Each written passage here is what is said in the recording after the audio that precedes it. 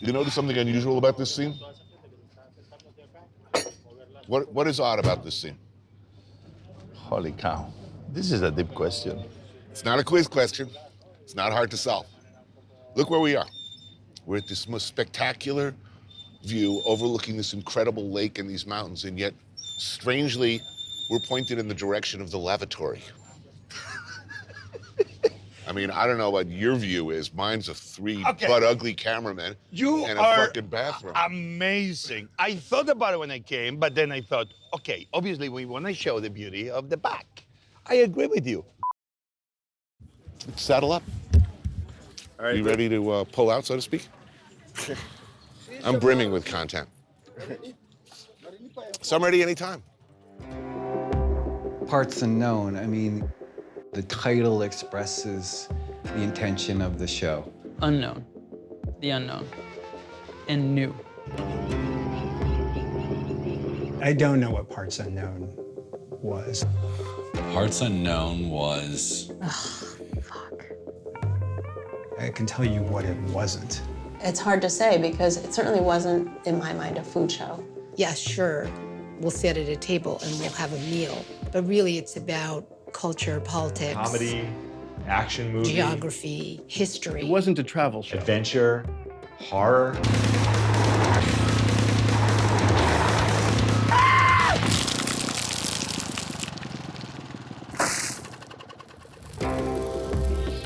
You know, I don't know. It's hard for me to say what Parts Unknown was because I was so immersed in it that it was, I mean, it was definitely more than a job. It was like such an incredible experience.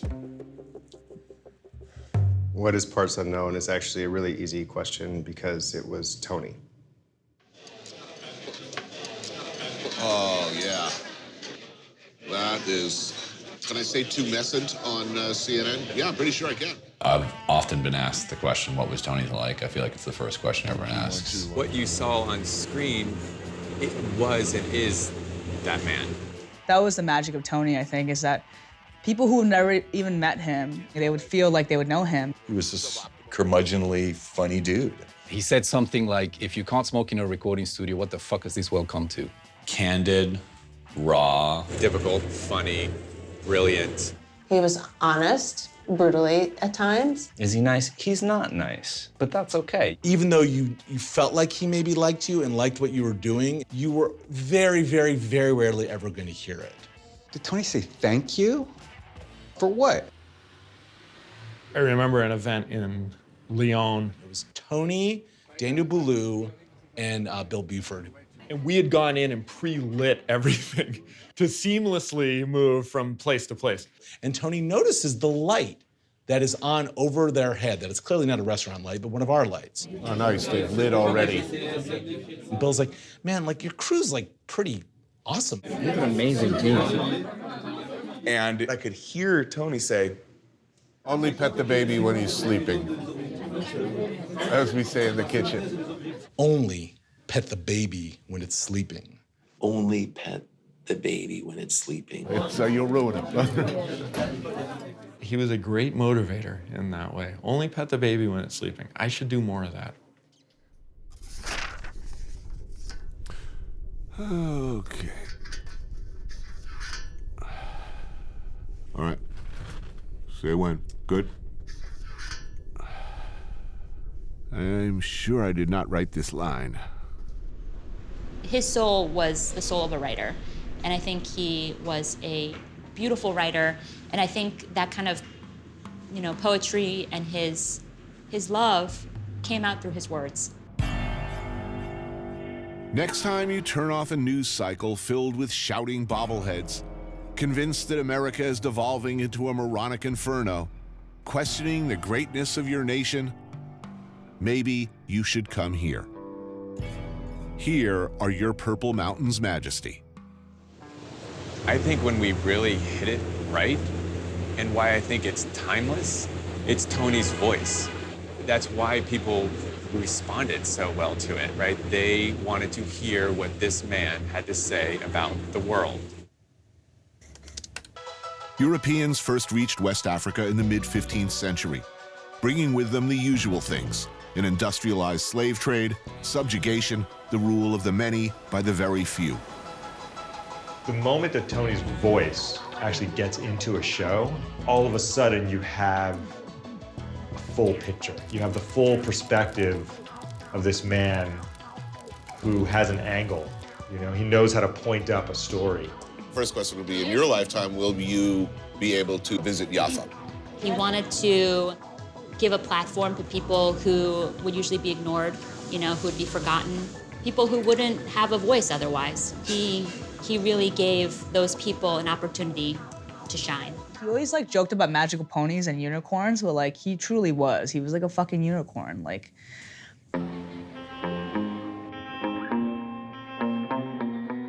Coming into Parts Unknown, the first season, there was a real mandate to make it different. It was a lot of pressure. If you really want to find something new, you have to be willing to fully embrace that feeling of lost, or I don't know what I'm doing.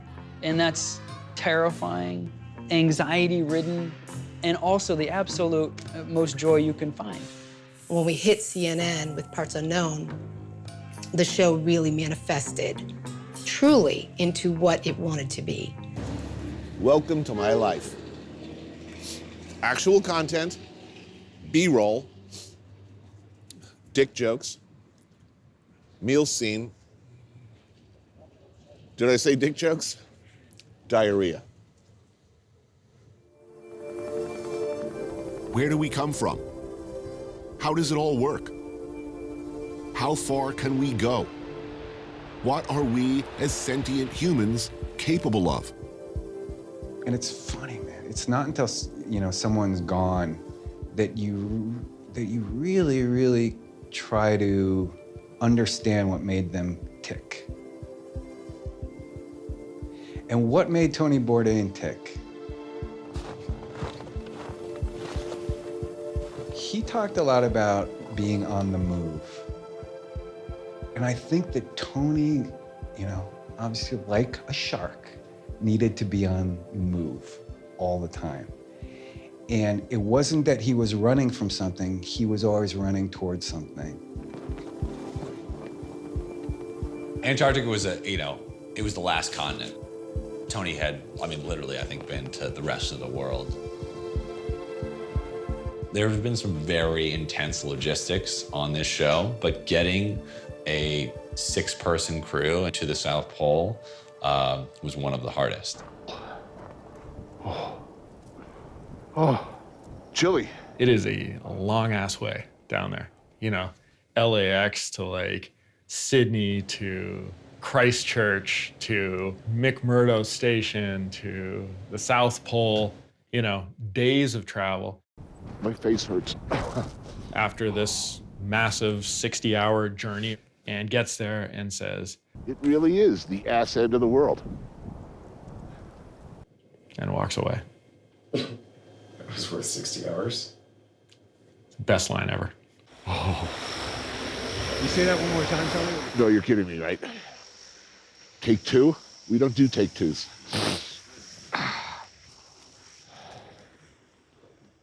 Now, I want to see one of those seals fuck a penguin. The show became a vehicle for him to meet some of his heroes, for him to kind of live out some of his own dreams, like some of his own, you know, fantasies. I've had something of a multi-decade obsession with the Congo. It's been kind of a personal dream, if you will, to travel the Congo River. And now, for better or worse, I get that chance. There's moments in this series where watching Tony truly experiencing something that's like life-changing.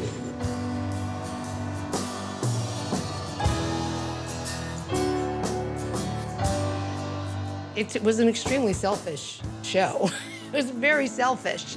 He was really out to please himself. And in doing so, I think he pleased a big audience of people.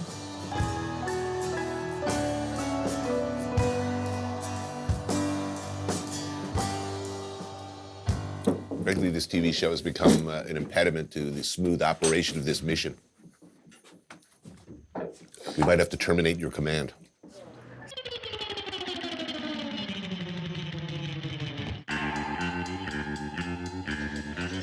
There's this misconception that directing is actually telling someone what to say. Attempt to manipulate? Yes. Direct? No. Can we just put a little piece of green behind you? No. 10 seconds.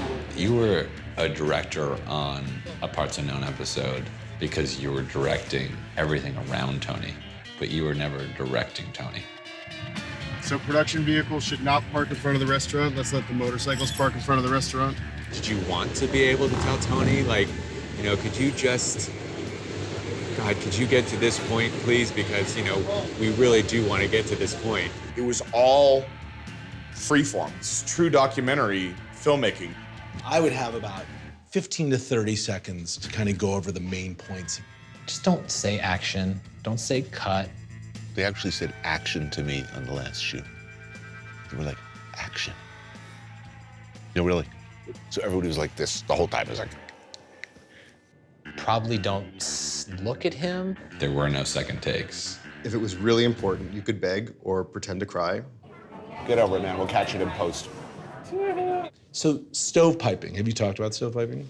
What's the definition of stovepiping? Well, very much like some of the questions you're asking. Here's some themes. Here's some ideas you might want to talk about, Tony. So, isn't this place da-da-da-da-da-da-da-da? You didn't get to do that with Tony. Hated it. Pretty sweetened? Stovepiping content now, Jerry? Is that what's happening? No, man. Is that what's happening here, Jerry? Did you come to this? I can't even trust you. If he got the sense that you were trying to sway a conversation one way or the other or get him to say something, it was a wrap. I mean, it was like you get the dagger eyes. Or like the inevitable wides, which essentially meant that the scene's over. Go wide. Want to go wide? You want to go wide? Yeah, you go wide. He called it. Tony just called it.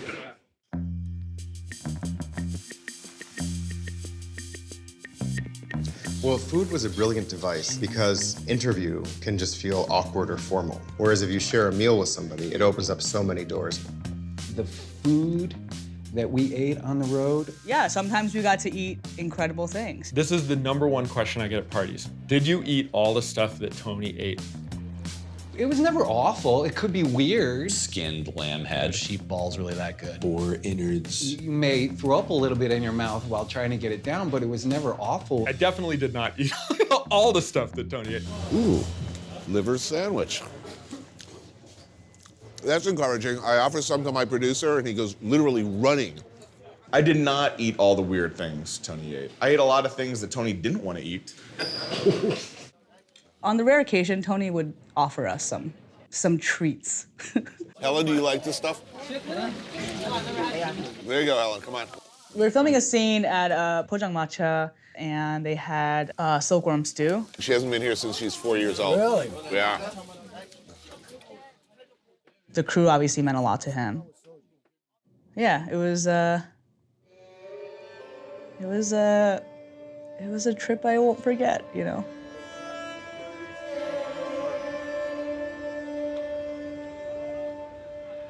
We were his best friends.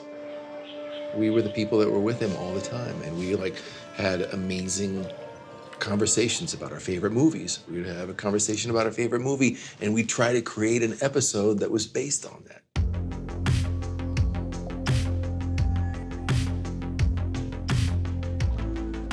So we approach each episode like a singular film. We all shared a love of film and music, and that stemmed from Tony. I think he drew a lot of inspiration from music. If there's anything that's comparable to the way he worked, it was punk, essentially. This is a guy who had just an incredible sort of filmic knowledge base to draw off of. Tony would give us movies or books, and we would often just run with it. We all got to like experiment in each episode.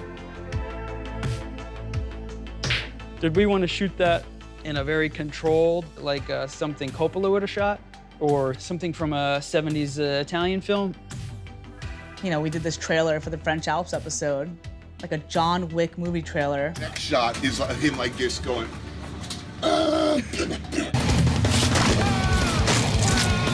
Why would we do, like on CNN, we're showing this? We did things on this show that were unbelievable. But that can get expensive. Are we talking about budgets? Next question. What's a budget? Tony had no concept of what our budgets were like. Budgets? He didn't even know what a budget Tony was. never thought about budgets. No. No. No. It was, not for a second. How much is it? Is it expensive enough? Yeah. Oh, yeah. You know, the budget only stayed at a certain level, but the creative push, Was greater. it was greater. When I first started working on these shows, it was essentially a case and a half of gear per person. This has gradually changed over time. We would carry 30 cases of equipment with us. Strangest thing I've ever expensed. I can't really talk about it. Camera bodies, lenses for said camera, monitors for the cameras. Okay, let me just see how many lines this is. You can't necessarily get a receipt for the goat you just sacrificed. Will CNN accept an endangered species receipt? Scrim gym kits, clamp adapters, oh, the magic gadget, 240-volt quick dimmer, a little pillow. Should we really be spending that much on an alpaca? I was like, well, I don't know. How much does an alpaca cost in, this part of the world? 15-millimeter rods, 19-millimeter rods, Dana dollies. Gosh, where does it end? We brought a lot of stuff to make it look pretty.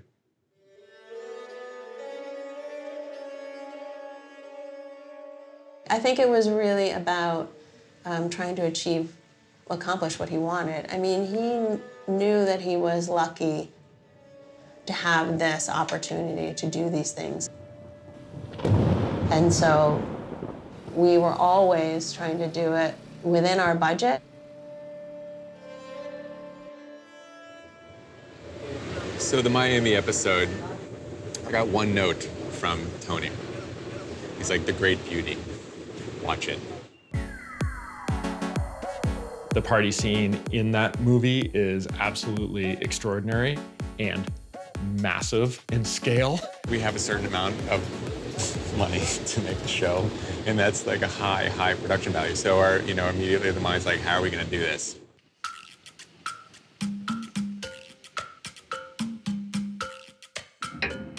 There's a scene with a woman dancing in The Great Beauty, and so we needed to kind of articulate this idea. Mo, the burliest of our cameramen, he is like directing this like dancer who's dancing in a window. She's like beautiful long hair, and she's like doing this dance, and it's not quite as like exaggerated as Mo wants. So there's this shot of like Mo sort of going back into the window with her and like flipping his knot hair like, back and like just like doing this whole thing. I think it actually worked pretty well considering. I don't know, you look at that and that it's hilarious, first of all, but then it's like, it really points at the passion, right? And you look at that we actually pulled this thing off.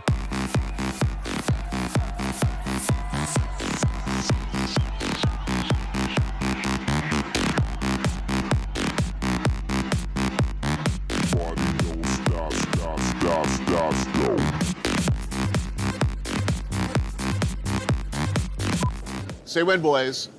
We're up. Roger? Caught in a landslide. We're gonna freeze out here like rats tonight.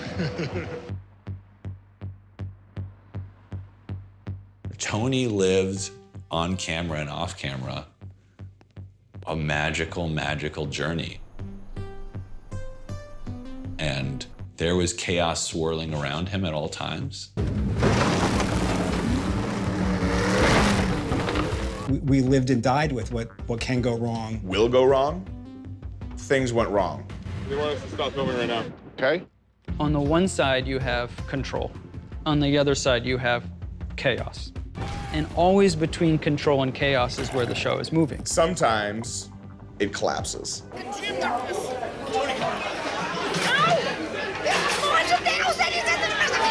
Political unrest, bird flu. Then there's leptospirosis, which is an infection carried by rat urine. I mean, every shoot had things go wrong. I think it was, it was Shanghai. My heartbeat is like going up right now, even thinking about it. We decided to visit the tallest building in Iran.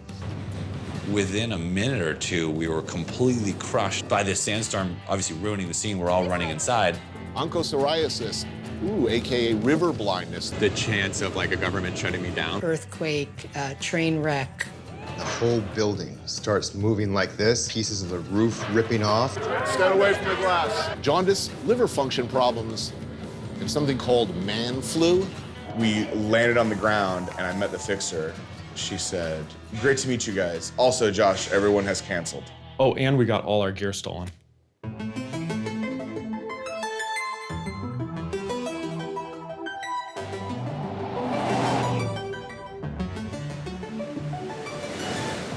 There was something about Parts Unknown, and I think it was just the nature of the show, that embraced chaos. If there wasn't this element of chaos and intensity to the shoots, then, I don't know, there was some intangible energy that came from that. Without a doubt, we succeeded at the ability to quickly veer off plan A and find our way to plan F and make something of it. That's why the show was good.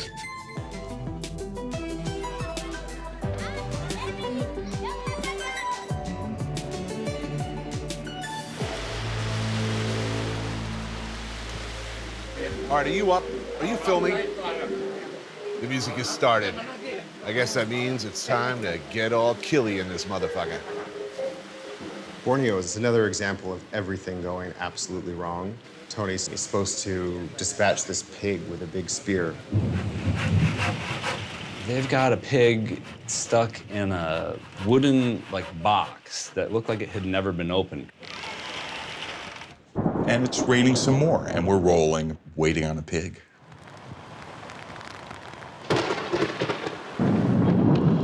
Oh my God, where's the pig? It's coming. Is it arriving by magical package? Is it arriving by unicorn?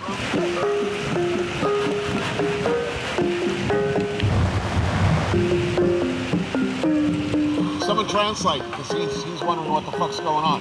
Tom's on the walkie screaming, sitting next to Tony saying, "Where's the pig? Where's the pig?" I'm up in a totally different section of the village, and since it was in the middle of a torrential downpour, the pig escaped immediately.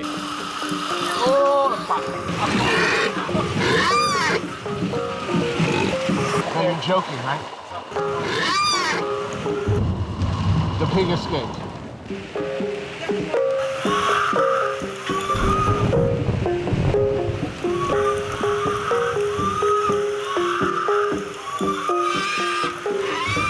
It was so intense. I don't think I've ever seen Tony look more pissed. And when he has a spear in his hand, that's not the look that you want to see. It's pretty awful, actually, but fun and awful, sort of the same thing. Where is he now?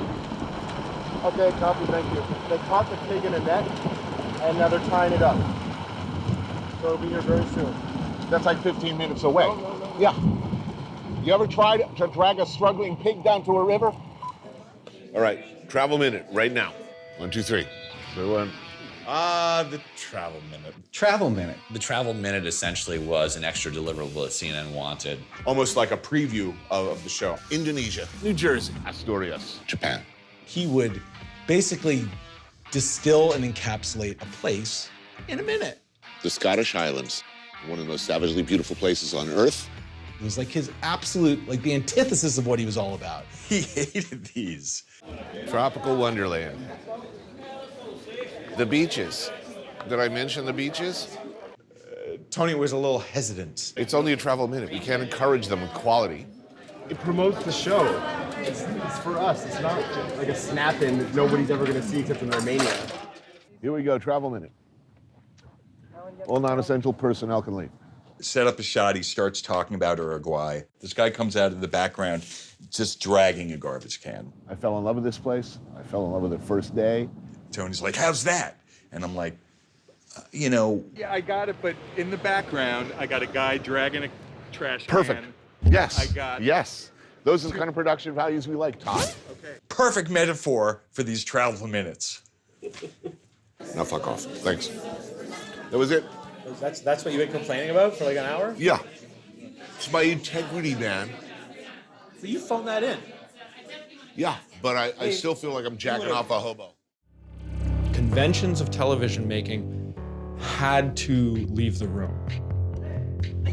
And it was actually really wonderful to find ways to work around those parameters. The great thing about this series is that you're given this unbelievable support structure to take chances. Doing the same thing every week was frightening to him. And I think it was always a challenge, like, can you take this idea, which may seem shocking, and actually, convey it in a very artistic way? As long as we could get it past standards and practices. The Tokyo episode is a great example of that. Yeah, I had no idea what tentacle porn was, so. This is the first season with CNN, and they were surprised at what we brought back. There was spitting in the mouth, nipple clamps. There were a lot of things that CNN wouldn't normally put on there. I think we didn't know kind of where the boundaries and limits were. I think CNN didn't know either.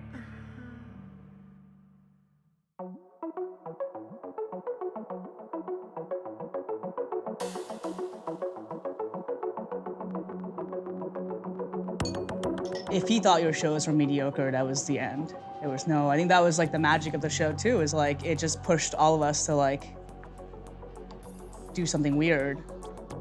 Like the Korea episode. The camera department was really given free rein. Zach and Todd decided to come up with this new camera system. So these cameras, they were very small, which you think would be great, except it had to be attached to a giant backpack. We looked like the Ghostbusters. At that point in time, that's all we had, but it was breakthrough for what it was. Yeah, Tony found them innovative. He was excited about how it was different, but like, he made some crude jokes about it. Well, those cameras are too fucking tiny. These cameras do not get a lot of respect, I gotta tell you right now. You really need the glove for that? No, you know what? It adds no authority to this process. Are you back in Italy? No, I'll talk soon. Don't worry. I'm gonna have food in front of me. I think shooting-wise, I always really enjoyed the solo scenes. Oh, fucking hell, that's good. Solo scene is what we would do when we ran out of good ideas. We would put him in front of food and hope he would say something amazing. But the truth is, a lot of times, you just talk shit on whoever was directing. Think of all the opportunity for practical jokes with the Vipers. Note to self, buy rubber snake for Jeff. Solo scenes with Tony, they worked. It was a fantastic opportunity for Tony to just unload. I'm not suggesting there are anal glands in a chicken nugget, but... I mean, here was a guy in Tony Bourdain, the master of the monologue. Man, that guy could talk. He was just trying to make us behind the camera laugh. He would kind of deliver a line and kind of peer, over the camera to see what kind of reaction he would get. I hate mascots. They fart in those suits. Like at one point, I think one of the editors said, the camera's moving a lot. And I'm thinking, well, it's because I'm laughing. This guy, he would start riffing and we would just fall apart. It was amazing. It was as close as a glimpse as you could get to our relationship with him.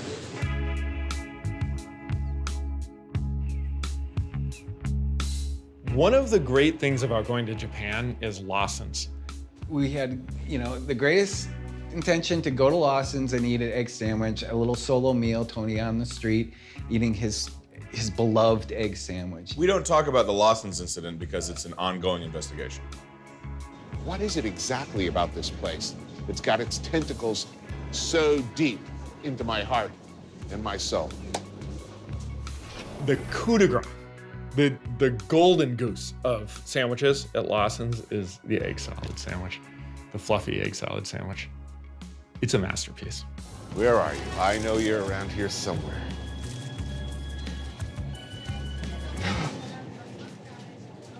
Wait a minute. I see potato and egg. Where's the 100% egg? Where's the egg salad? No, really. Where is the egg salad? There were no egg salads of Tony's preference. 5 minutes before, there were like 6 egg sandwiches. To be fair, that was my responsibility. And things deteriorated quickly. Where are the egg salad sandwiches? They were in there. No, there are potato and egg salad sandwiches in there. Potato, ham, and egg. You couldn't possibly have bungled that. Could you? What can you say? Sometimes we fuck up. It became frantic. I was effusively going on and on and on about how I can live without prostitutes and heroin, but that the egg salad sandwiches at Lawson, this is the one thing I can't. What would you call it? The raison d'etre of this scene seems to have either evaporated or possibly never existed. Josh. I understand. I mean, when you want an egg sandwich and you expect an egg sandwich should be there. So I get it, but I don't ask a lot, but really, there's one thing I do need, Josh. One thing I need desperately, and that is uncut, 100% pure, fluffy pillows of love. The egg salad from Lawson. That's why we're here. That's why we're here. Well, luckily in Okinawa, there's a Lawson's on every other block. So we have a crew member. An island-wide dragnet needs to be established right away. What is he doing? Is he to score egg salad on the street? Prior preparation prevents piss-poor performance. We're doing an egg salad scene. Is there egg salad? Look at this. Highly trained professionals fanning out across Naha in search of egg salad sandwiches. And I say good luck with that because they're amazingly popular, and for a reason. There was like a harrowing and frantic run down the street to the next adjacent Lawson's to try to find the correct sandwich. Is this the egg salad? Yes. Go for Josh. Go for Josh. This is a crushing disappointment. My heart sank. My heart sank like a stone. We all felt that moment. I got faith in Josh. He's got a lot at stake here. I think that he's going to come through. Yeah, I got a lot of faith in him too. I had a lot of faith in Idi Amin and President Mobutu before they drove whole nations into the ground. Because this is a monstrous abrogation of our relationship and the trust, the bond of friendship and professionalism that we all share. I'm not saying I'm disappointed, more like devastated. So I'm waiting for my man, $26 in my hand. Tony? So they stopped packaging the egg salad sandwiches in whole containers, so it's split with a tuna sandwich as well.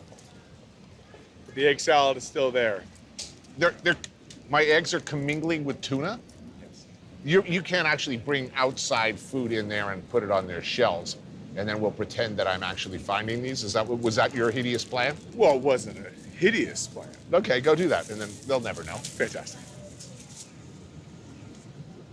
So we're paying 2 different Lawsons for the same sandwich. Oh, look. How fortunate. I'll take all 3 of you.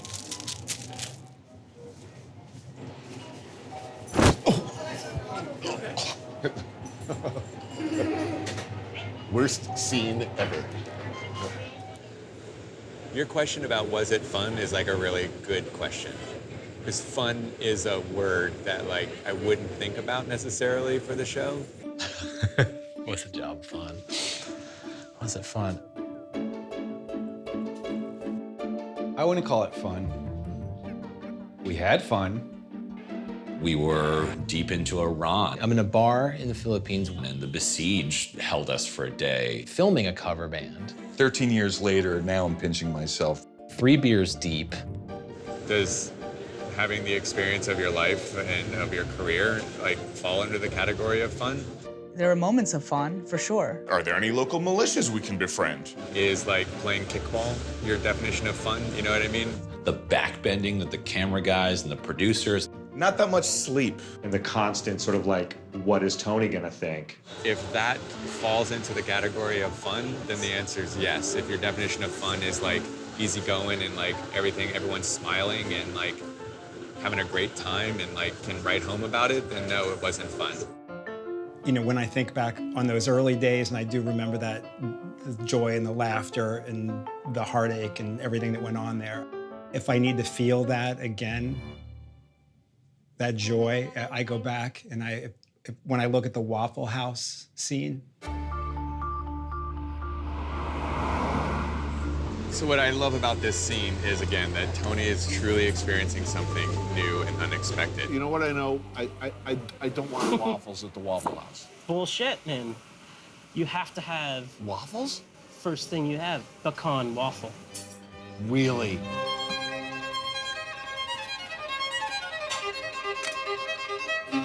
You get it in many episodes, but this one in particular, that was very, very authentic Tony. You know what umami means in Japanese?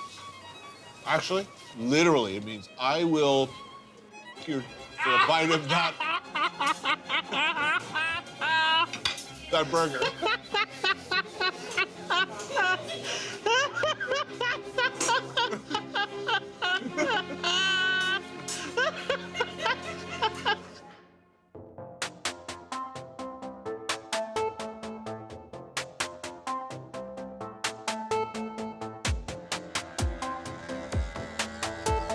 Tony had so many different sides to his personality. I mean, he could be tough, he could be a raconteur, he could also be incredibly kind, big-hearted, and emotional person, sometimes all in the same interaction, which was sort of crazy. I remember in our Philippines episode, Tony joins for a family meal. The family scenes were some of the most magical moments that we captured in the show. One of the most incredible ones for me was with my grandmother, a Filipino woman named Aurora Medina, who raised me. And this is, I think, the first Christmas Aurora's been back in the Philippines in 40 years. After the meal, Aurora came over to Tony and started singing Edelweiss. This is the song that she sang to Eric as he was changing his diapers, I believe, you know. Edelweiss, Edelweiss, every morning I greet you. And everyone is pretty emotional. It was one of the few moments that I saw Tony, start to tear up. Edelweiss. You can see, if you look closely, you can see Tony totally tearing up. He's just on the verge of crying, which he doesn't do. Forever.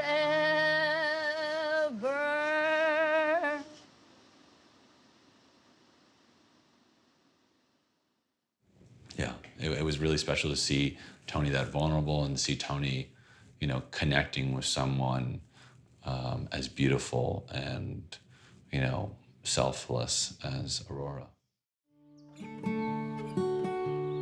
The show itself was like a tremendous gift. We got to work with somebody who was incredibly creative, obviously, but also let us experiment. The amazing thing about it is that the challenge has never really stopped any of us. We've met these challenges. I don't want to say we've met these challenges. These challenges have fucking inspired us to do great things.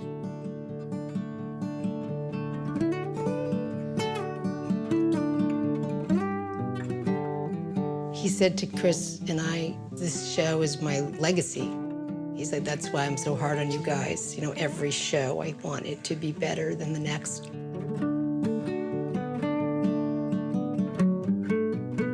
It really was the adventure of a lifetime. And that's not making an excuse for his dickish behavior, because he could certainly be a dick. But he was our dick.